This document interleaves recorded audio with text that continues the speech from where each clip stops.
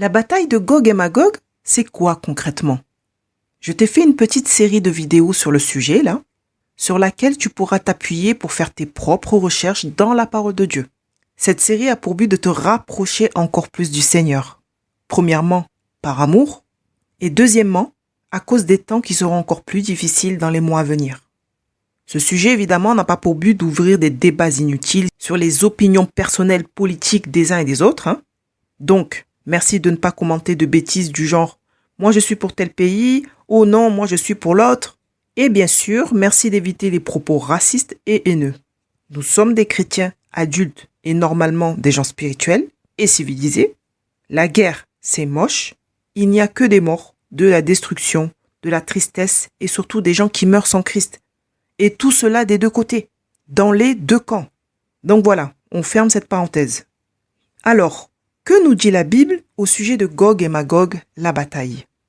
Jésus a dit « Le ciel et la terre passeront, mais mes paroles ne passeront point ». En gros, que tu crois ou pas en la parole de Dieu, ce que Dieu a dit va arriver. Tout simplement parce que lorsque Dieu parle, sa parole prend vie.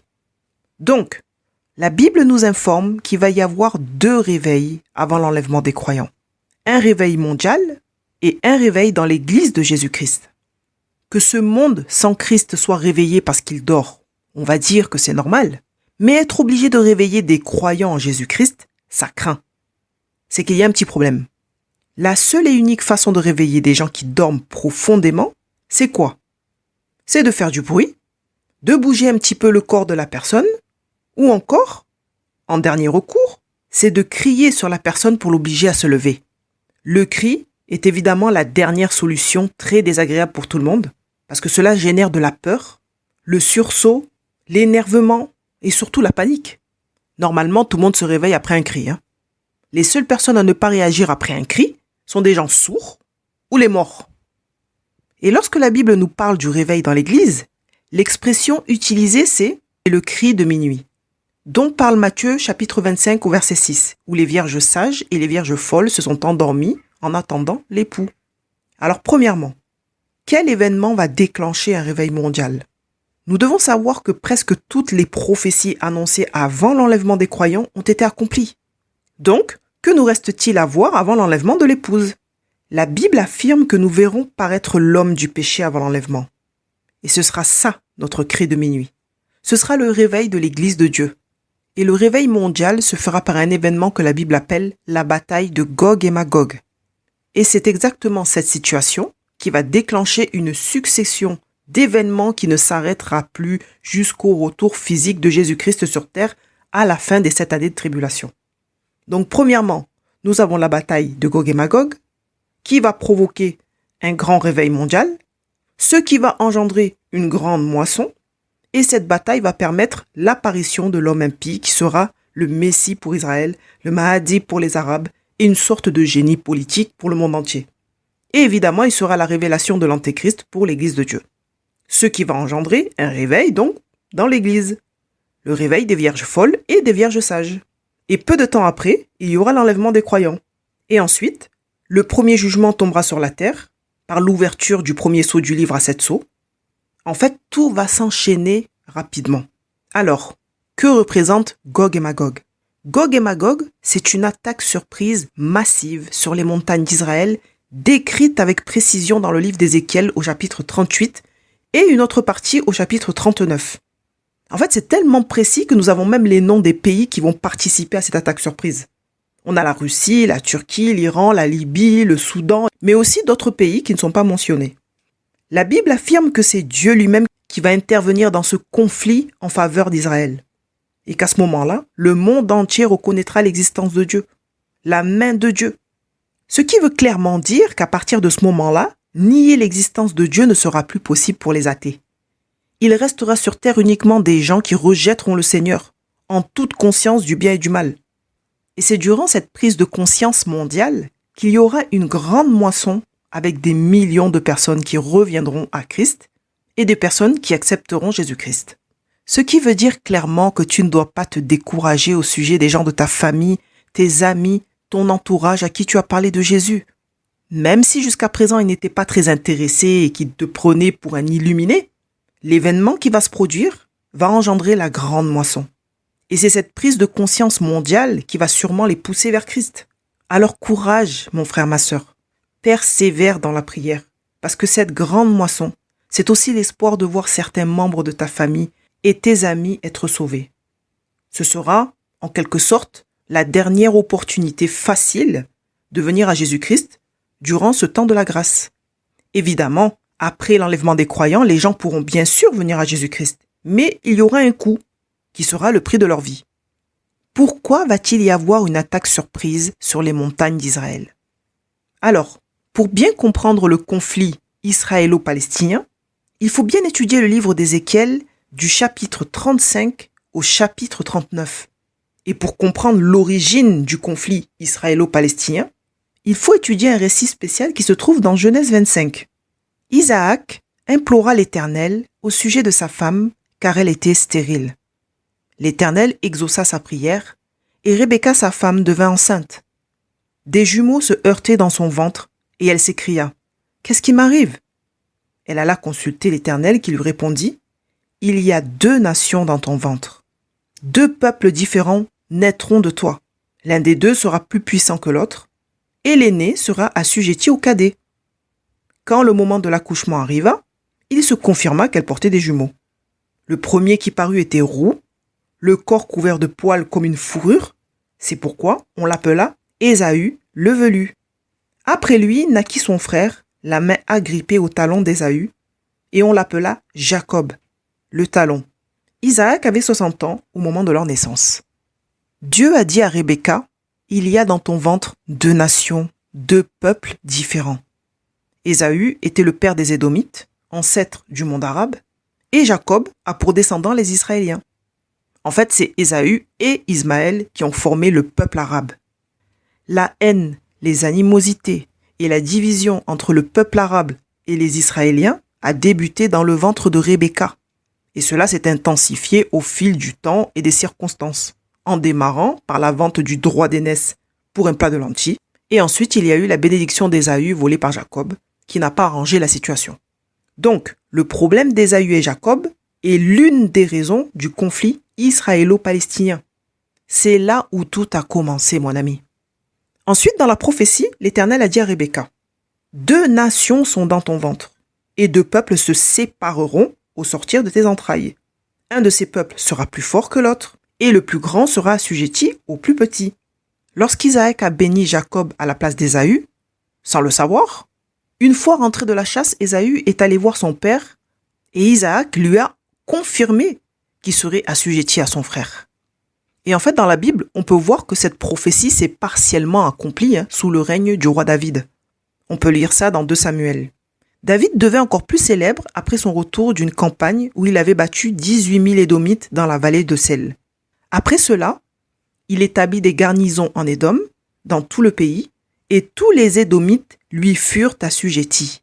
L'Éternel donnait la victoire à David dans toutes ses campagnes militaires.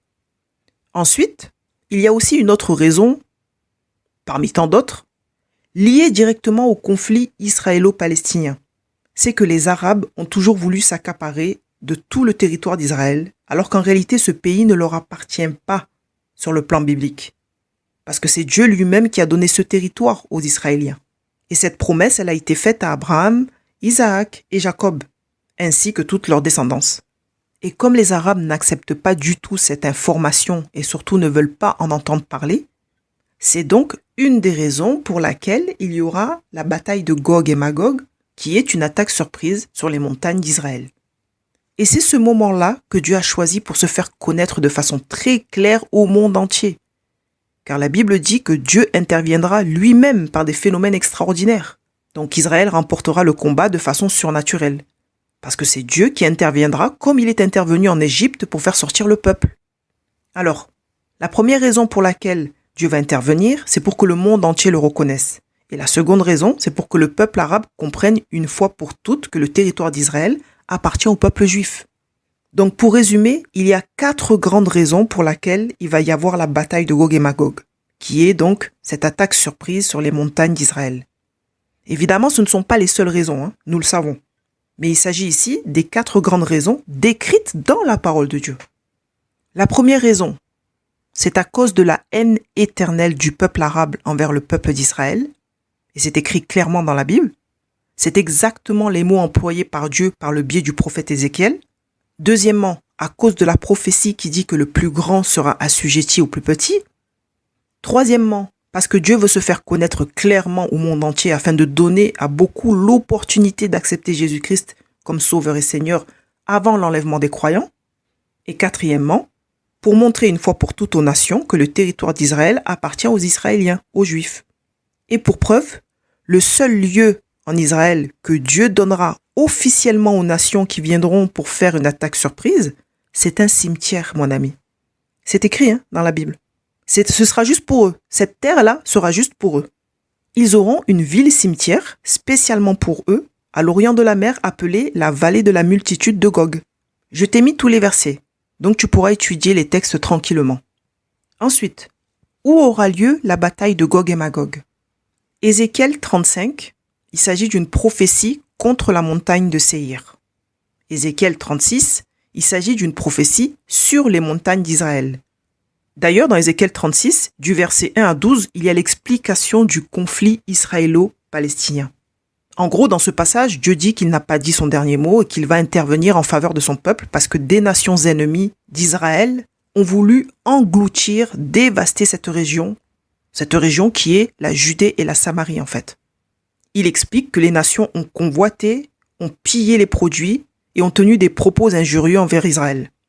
Et c'est à cause de ça que l'Éternel a prononcé sa sentence. Ensuite, Ézéchiel 37. Ici, il s'agit de la restauration d'Israël en 3 étapes ou 3 phases. Et pour finir, Ézéchiel 38 et 39, il s'agit d'une prophétie concernant l'attaque surprise sur les montagnes d'Israël. Il s'agit ici de la bataille de Gog et Magog. Et dans le chapitre 39, en fait, il y a une partie qui ne concerne pas du tout la bataille de Gog et Magog. Il s'agit d'une prophétie sur la bataille d'Armageddon. Donc, Ézéchiel 35, 1 à 5. Ici, il s'agit d'une prophétie contre la montagne de Séhir. Et où se trouve la montagne de Séhir? C'est quoi la montagne de Séhir? Ce qu'il faut comprendre, c'est que cette montagne correspond à Ésaü et ses descendants. Et c'est la Bible qui le dit. Genèse 36 nous dit quoi? Ainsi, Ésaü s'établit dans la montagne de Séhir. Ésaü, c'est Édom. Ésaü est l'ancêtre d'Édom. Ésaü était le père des Édomites qui a formé le monde arabe avec Ismaël, bien sûr. Édom faisait partie de ce qu'on appelle aujourd'hui la Jordanie, en fait. Donc Édom, c'est le sud de la Jordanie, Moab, c'est le centre du pays, et Ammon, c'est le nord du pays. Donc la montagne de Séhir, elle fait référence à Ésaü et sa descendance, les Édomites. Et Édom représente des nations arabes aux alentours d'Israël. Ensuite, Ézéchiel 36 parle d'une prophétie sur les montagnes d'Israël. Et les montagnes d'Israël, c'est où? Les montagnes d'Israël correspondent à la Judée et la Samarie, qui est le lieu que Dieu a donné à Abraham, Isaac et Jacob. En fait, la Judée et la Samarie, c'est le cœur même de l'histoire d'Israël. C'est là où toute l'histoire a commencé, en fait. Et c'est aussi à cet endroit-là qu'aura lieu l'attaque surprise, la bataille de Gog et Magog. Aujourd'hui, la Judée et la Samarie, c'est une région connue sous le nom de la Cisjordanie. Et même si, à l'heure actuelle, la Judée et la Samarie sont occupées par les nations du monde, mais Dieu il a donné à son peuple ce pays pour toujours. Il l'a juré, et Dieu ne manque pas à sa parole. Il a promis de donner ce pays à son peuple, et cette parole s'accomplira coûte que coûte. La Cisjordanie est le premier endroit où Abraham s'est rendu lorsque Dieu lui a fait la promesse de lui donner le pays d'Israël. Et ça aussi, tu peux le lire dans la Bible, ça. En fait, beaucoup de récits se sont produits en Judée et en Samarie. Nous lisons dans la Bible qu'Abraham se tenait à Sichem lorsque l'Éternel a renouvelé la promesse de la possession du pays. Et Sichem, c'est l'ancienne capitale de la Judée et de la Samarie. C'est aussi à Sichem que Jacob a fixé sa tente, et il a même payé cette propriété. Le puits de Jacob se trouve à Sichem. Les os de Joseph furent enterrés à Sichem. Jésus a rencontré la Samaritaine à Sichem, au puits de Jacob. Le dernier rassemblement de Josué a été fait à Sichem. Voilà. C'est bien ici l'histoire du peuple d'Israël, tout simplement. Ensuite, il y a Bethel, appelé autrefois Luz, situé sur la route de Sichem. C'est là où se trouvent les deux monts, le mont Ébal et le mont Garizim, le mont de bénédiction et le mont de malédiction, que tu peux lire dans Deutéronome.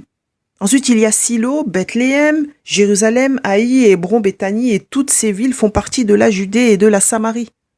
Et si Israël s'est fait piller par les nations, leurs produits, leurs territoires, jusqu'à présent, c'est à cause de leur infidélité. Et c'est Dieu qui le dit dans la parole. Et cette infidélité-là a permis 3 grandes dispersions qui ont permis aux nations de les piller. Il y a eu 10 tribus déportées en Assyrie. Il y a eu 2 autres tribus déportées à Babylone. Et ensuite, il y a eu tout Israël déporté parmi toutes les nations.